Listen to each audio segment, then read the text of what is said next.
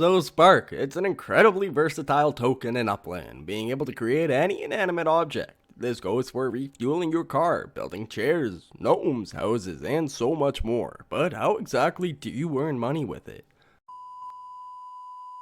One way is by owning a factory and bringing a 3D asset into Upland to manufacture.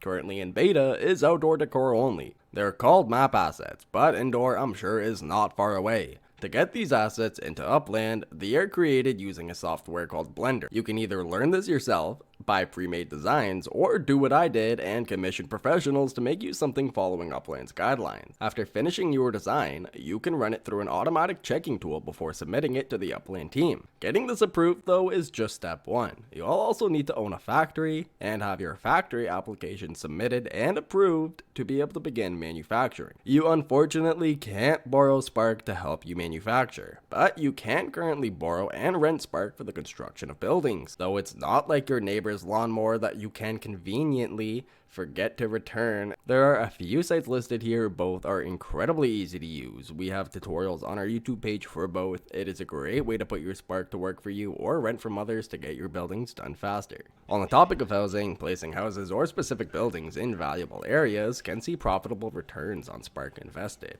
It's like being the Monopoly mastermind, strategically placing your hotels on Boardwalk and Park Place, except in Upland, you don't have to worry about your little brother flipping the board when he lands on your set of blues.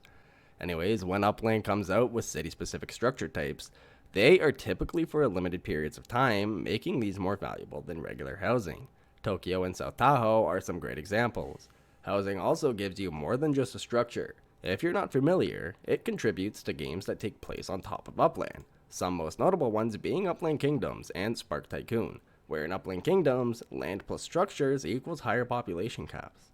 And in Tycoon, structures allow for you to build your resource farm much larger with newer buildings. Finally, Spark gets its moment in the spotlight at this year's hackathon. It's like the kid who never got picked for the dodgeball team suddenly becoming the MVP. With every new gamer project having to include use cases for Spark in a play-to-earn model, even further increasing its value and potential earning revenues for Spark holders. Say you want your Spark no longer, you are done holding it, you regret buying it, or simply it isn't your style of gameplay to fool around with. Spark, now officially known as Sparklet, is coming to exchanges in the very near future, yet making it the very first publicly traded token for Upland, and likely one of the most utility-driven tokens in the world.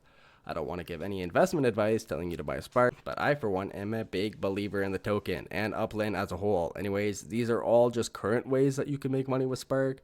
Refueling is coming, doesn't exist yet, so maybe we'll see gas stations pop up.